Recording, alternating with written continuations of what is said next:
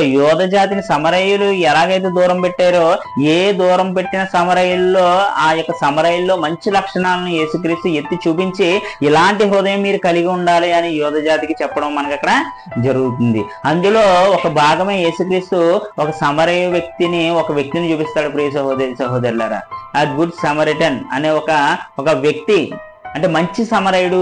ప్రియ సహోదరి సహోదరులారా, ఇక సమరయుడు గురించి మనం చిన్నప్పటి నుండి ఇంగ్లీష్ పాఠ్య పుస్తకాలలో ఏ గుడ్ సమరిటన్ అనే ఒక పాట మనం నేర్చుకున్నాం. ఎందుకంటే ఈ యొక్క సమరయుడు యొక్క లక్షణం ఎలాంటిది, చాలా మంచివాడు అంటే పాఠ్య పుస్తకాలలో ఈ యొక్క సమరయుడు యొక్క మంచితనాన్ని ఎక్కిందంటే ప్రియ సహోదరి సహోదరులారా, వాళ్ళు ఎంత గొప్పలో. యేసుక్రీస్తు మాటల ద్వారా ఆయన నోట్లోంచి సమరయులు మాటలు వచ్చి అతనిలో వాళ్ళలో ఉన్న గొప్పతనాన్ని యేసుక్రీస్తు వారు చెప్పగలిగారంటే వాళ్ళు ఎంత గొప్ప హృదయం కలిగిన వారో మనం అర్థం చేసుకోవాలి. ప్రియ సహోదరి సహోదరులారా, చూడండి ఒకసారి ఆ సమరయుని యొక్క వృత్తాంతాన్ని ఒకసారి మనం చదువుకున్నట్లయితే చూడండి ప్రియులారా, లూకాసు వార్త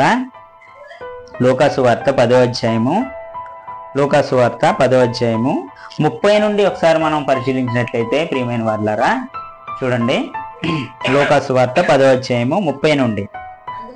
అందుకు యేసు ఇట్లనెను, ఒక మనుష్యుడు యెరూషలేము నుండి యెరికో పట్టణమునకు దిగి వెళ్ళుచు దొంగల చేతిలో చిక్కెను. వారు అతని బట్టలు దోచుకుని అతనిని కొట్టి కొన ప్రాణంతో విడిచిపోయిరి. అప్పుడు ఒక యాజకుడు ఆ త్రోవను వెళ్ళుట తటస్థించెను. అతడు అతనిని చూచి ప్రక్కగా పోయెను. అలాగుననే లేవీయుడొకడు ఆ చోటికి వచ్చి చూచి ప్రక్కగా పోయెను. అయితే ఒక సమరయుడు ప్రయాణమైపోవచ్చు అతడు పడి ఉన్న చోటికి వచ్చి అతనిని చూచి అతని మీద జాలిపడి దగ్గరకు పోయి నూనెయు ద్రాక్షారసమును పోసి అతని గాయములను కట్టి తన వాహనం మీద ఎక్కించి ఒక పూట కోళ్ళవానికి ఇంటికి తీసుకొని పోయి అతనిని పరామర్శించెను. మరునాడు అతడు 2 దేనారములు తీసి ఆ పూట కోనివానికి ఇచ్చి ఇతనిని పరామర్శించుము. నీవు ఇంకేమైనా ఖర్చు చేసిన ఎడల నేను మరలా వచ్చినప్పుడు అది నీకు తీర్చదనని అతనితో చెప్పిపోయాను. చూడండి ప్రియ సహోదరులారా, ఇక్కడ యొక్క సమరయుని యొక్క మంచి లక్షణాన్ని యూదులకు వివరిస్తున్నారు యేసుక్రీస్తు వారు. మీరు ఏ విధంగా అయితే అంటరాని వారిగా పెట్టారో, ఏ విధంగా కడజాతి వారిగా యొక్క సమరయుని పాపులుగా చూసారో, అలాంటి సమరయులలోనే ఒక మంచి లక్షణం ఉంది. వాళ్ళకి ఒక మంచి పశ్చాత్తాప హృదయం ఉంది. వాళ్ళకి ఇలాంటి హృదయం ఉందని ఏం చేశారు యేసుక్రీస్తు వారు అక్కడ చెప్పడం జరిగింది. అక్కడ జరిగిన సన్నివేశాన్ని ఒకసారి మనం చూసుకున్నట్లయితే, ఒక వ్యక్తిని కొంతమంది కొట్టి పాడేశారంట. పాడేసినప్పుడు మొదటగా ఎవరు వచ్చారు? ఒక లేవీయుడు వచ్చాడు. లేవీయుడు వచ్చి అయ్యో ఎవరో కొట్టు పడేశారని చూశాడండి? చూడలేదు. ఏం చేశాడు? వెళ్ళిపోయాడు. తర్వాత యాజకుడు వచ్చాడు. యాజకుడు ఏం చేశాడు? అయ్యయ్యో ఇతను ఎవరో పడిపోయాడని చూశాడండి? అతను కూడా తన దారిలో తను వెళ్ళిపోయాడు. కానీ ప్రియ సహోదరి సహోదరులారా, తర్వాత వచ్చిన వ్యక్తే సమరయుడు కూడా ఈ యొక్క పడిపోయిన వ్యక్తి ఉన్న ప్రదేశం నుంచి వెళ్ళట్లేదు.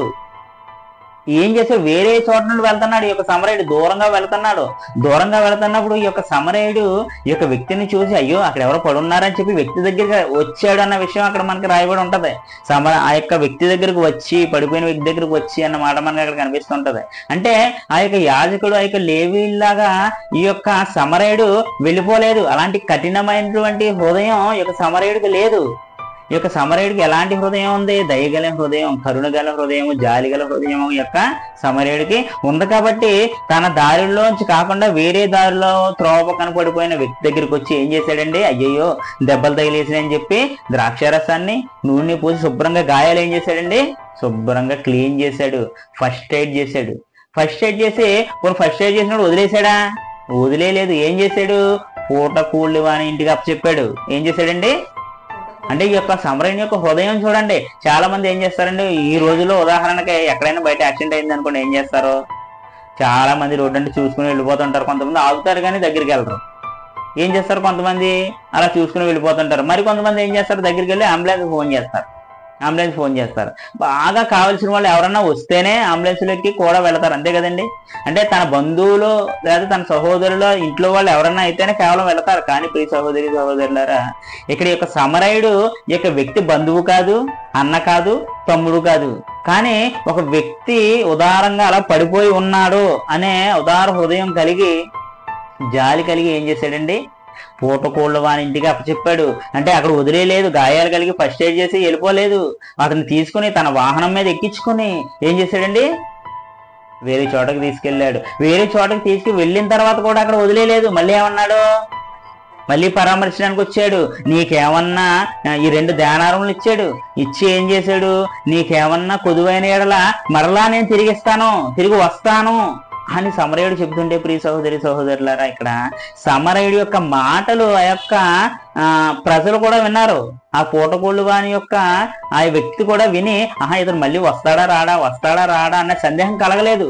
ఎందుకు కలగలేదంటే, సమరయుని యొక్క లక్షణం ఎక్కడో దారిలో పడిపోయిన ఒక వ్యక్తిని తీసుకొచ్చి యొక్క గాయాలను కడిగి ఇక్కడ తీసుకొచ్చాడంటే ఇతను మరలా వస్తాడో అనే నమ్మకాన్ని ఆ యొక్క పూటకోళ్ళు అని ఇంట్లో వ్యక్తులు కలిగి ఉన్నారు. కాబట్టి మరలా వస్తానమ్మా, మీరు అతను జాగ్రత్తగా చూసుకోండి, ఏమైనా అవసరం అయితే మీరు ఖర్చు పెట్టండి, నేను వచ్చినప్పుడు ఇస్తానన్నప్పుడు అలాగే అండి అని ఎంత చక్కగా అక్కడ సమాధానం చెప్పడం జరిగిందో మనకి ఇక్కడ అర్థమవుతుంది. అంటే ఒక మంచి సమరయుడు లక్షణాన్ని యేసుక్రీస్తు వారు ఇక్కడ వివరించడం జరిగింది. ప్రియ సహోదరులారా, ఇలాంటి సమరయులన మీరు దూరంగా పెట్టింది, ఇలాంటి సమరయులన మీరు అంటరాని వారిగా చూసింది అని యేసుక్రీస్తు వారు నాకు కావలసింది, తండ్రికి కావలసింది పైన వేషాలు కాదు, హృదయం కావాలి. అలాంటి పొరుగు వారిని ప్రేమించే హృదయం కావాలి అని యేసుక్రీస్తు వారు అక్కడ యూదులకు బోధించడం జరిగింది.